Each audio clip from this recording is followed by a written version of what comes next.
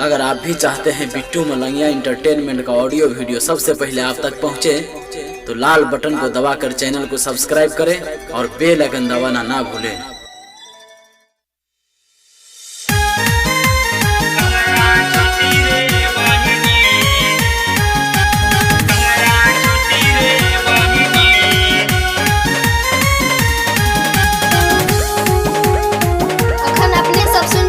Bittu Malangia entertainment के माई के तू दिल के टुकड़ा ससुरा जची गे बहिनी।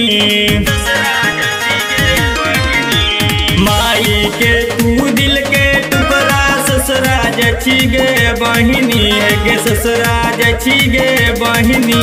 आ बाबू माई तारो बतवारी अंगना छोटी रे बहिनी। बाबू माई तारो बतवारी अंगना छोटी रे बहिनी।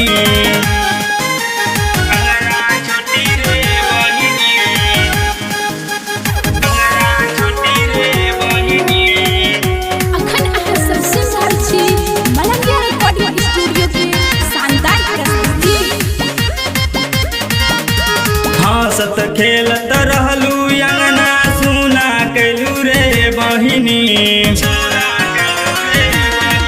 अरे हंसत खेलत रहलू अंगना सुना कैलू रे बहिनी। अरे सुना कैलू रे बहिनी। आ दादा दादी तारो बतवारी दुआरा छोटी रे बहिनी। दादा दादी तारो बतवारी दुआरा छोटी रे बहिनी।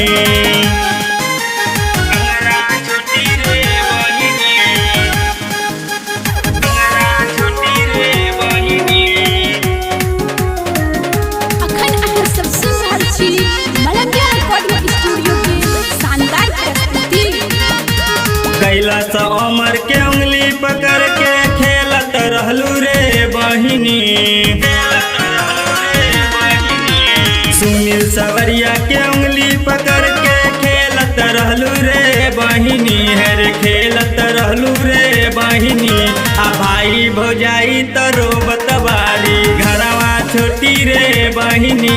आ भाई भौजाई तरो बतवारी घरवा छोटी रे बहिनी।